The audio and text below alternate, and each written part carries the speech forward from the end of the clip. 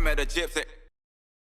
The thing is like, I actually, and I think that you probably would feel the same way, and Jeff would probably feel the same way, and the guys that are really doing well on YouTube, is that, like, I know for me, I get a lot of messages from people that say, like, man, I stopped racing completely. I'm in my 30s and, like, I never watched Supercross, and YouTube recommended your channel, and now I watch every single race. I just bought an 01 YZ250.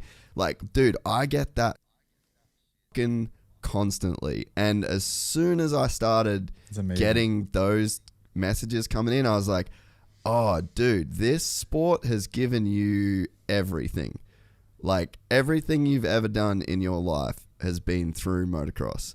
My dad raced. We grew up on bikes. I've never not had a motorcycle in my shed my entire fucking life. I traveled the world filming with motocross, and now the Gypsy Tales thing. So it's like, as soon as I started seeing those messages, I was just like, all right, this is what you do now to pay back the sport that's given you everything.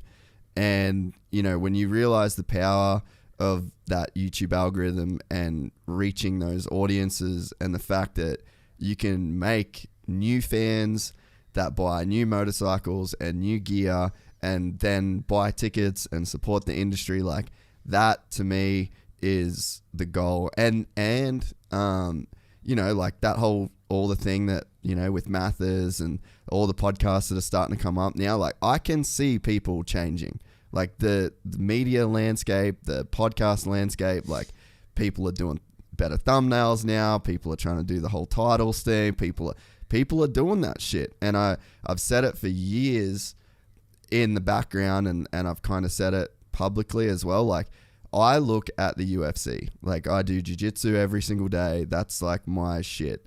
And I watch the UFC. I'm a huge fan of the UFC, and I'm a fan of, like, that machine of the UFC.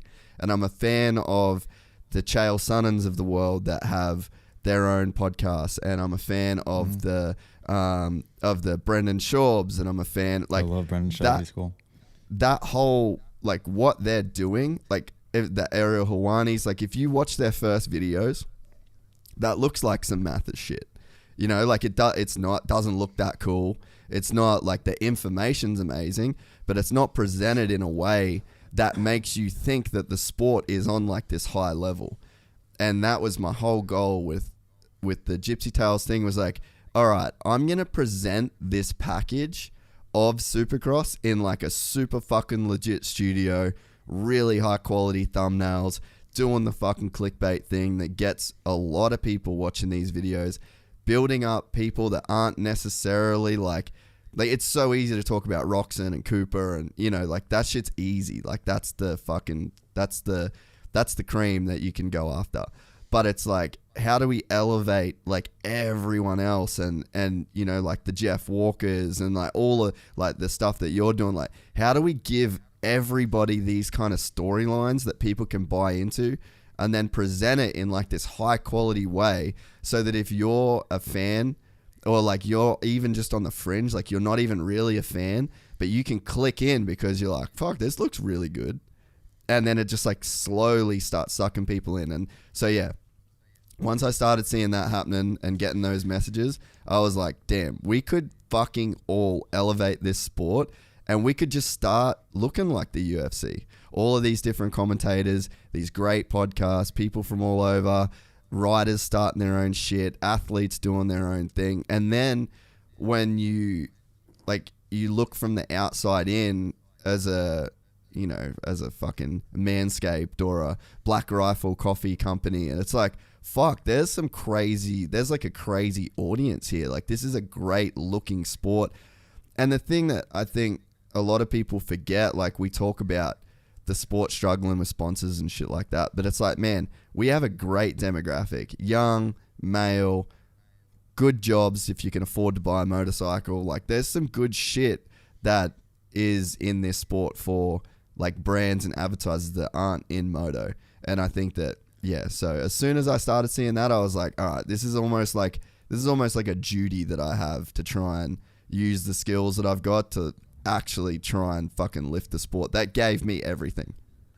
It's got to be the future, right? I mean, I think we luckily have a little bit of a head start on it, and I hope that I keep telling my camera guy Cam too. I'm like, I want to get to 100,000 before everybody has a YouTube. Get me to 100,000. We got to get there before everyone and their brother has a YouTube channel, before Jet Lawrence gets a YouTube channel, before all these guys create a YouTube channel. But that's going to be the future, because think about, I mean, and we're doing it right here. Like, this stuff transcends. Yeah. I have people coming up to me at the races that seem to barely know what a dirt bike is, or have literally just gotten into the sport. Yeah. Barely know who a Roxon is or a Tomac. They could care less about them, but they somehow found me on YouTube. Yeah. And they're coming to my pit at the Supercross, and now they're hooked on the sport. And that is what creates value for a sponsor. Yes. That creates more value than any result, any podium. Unless you're Kawasaki trying to sell Kawasaki's for Black Rifle Coffee, for anything else. That's what, again, I don't want to toot my own horn here, but that, I'm not saying me, but just what I'm doing is what creates the value. 100%. Yeah. And that's why I have the sponsors that I do.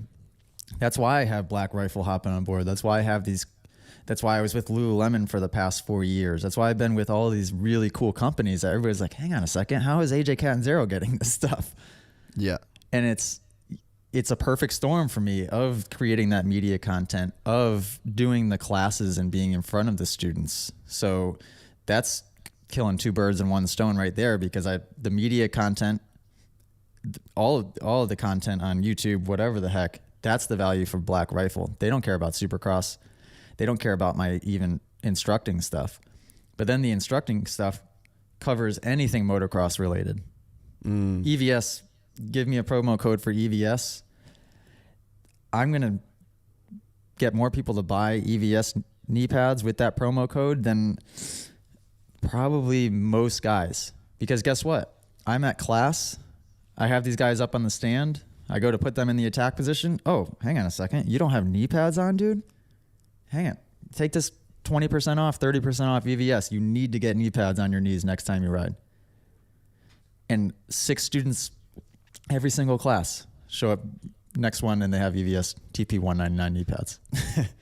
Yeah, that's so sick. And that's the small stuff, but the content side of things, that will unlock endless opportunities. And that's what will unlock big time stuff for the Malcolm Stewarts, the Ferrandises. Like Roxon has like that watch deal. Roxon has some cool stuff because he's Roxon, right? And he's got Steve Astafin. Yep, that's helpful as well. So, but I'm trying to think. I'm drawing a blank on names, like a Plessinger, like a Mookie, like pretty much all of those guys. There's if they all just created a YouTube channel and they make enough money. Why hire? I don't want to say this because I do want to get a little bit more of a head start before they do it. But yeah.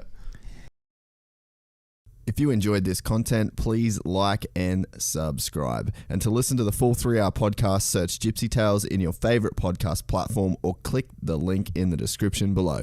Gypsy Gang.